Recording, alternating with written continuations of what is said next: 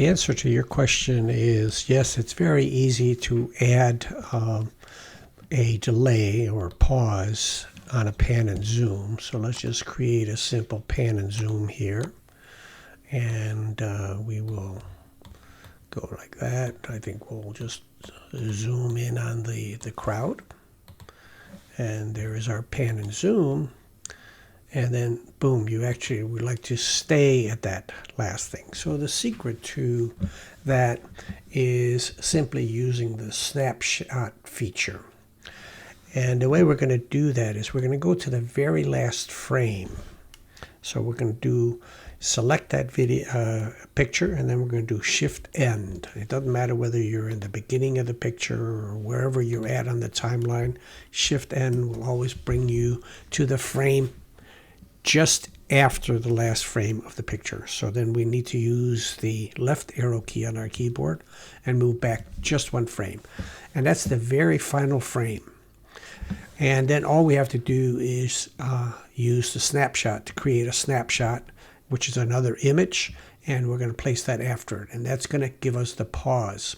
However, it is important that you're using the full quality at the time that you're doing this, not one of the reduced qualities, because whatever quality you're running at, that's the quality of the image you're going to get in the snapshot. And the other thing that you may want to take a look at is if you're using a very high resolution picture, it may actually generate a proxy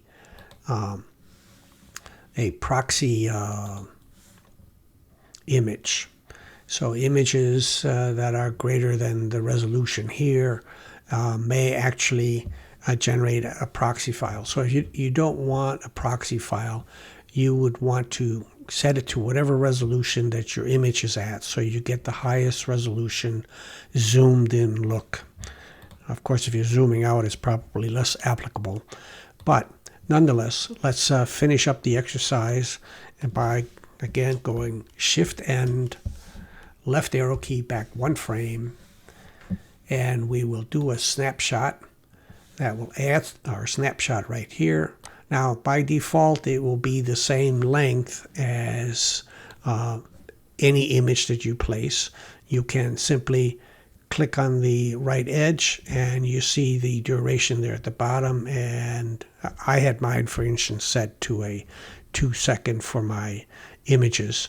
But the point is that you can basically have your delayed image there. Now we play it back, and we zoom in, and there is our pause.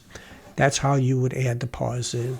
It's the use of the snapshot feature, making sure you're in full quality, making sure that your preferences are such that you're not taking a snapshot of a proxy file.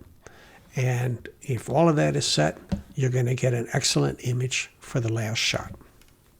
I know you didn't ask about the video, but there is an easier way to create a pause if, in fact, it's a video. And if your video is, here, let me just mute that. So let's say we want to create a pause somewhere in this video. Rather than using the snapshot, we would simply use the speed and speed ramping. We would choose custom. And custom gives us this snowflake, and that snowflake is actually a pause.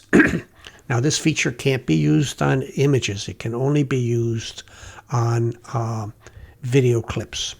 But we could move to whatever place in the video that we want to have our pause, and we would insert this, and then we would set the length of time here. And let's say we just want a 2-second pause.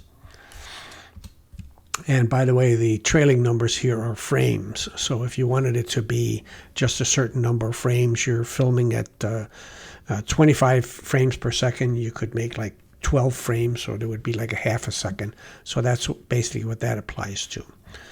And then we'll just apply that. And that just made a little gray area in here, in which case the video will stop and then it will go again. So that's how you would do it in videos. But your question was about pictures. So anyway, that's the extent of what I have to show you.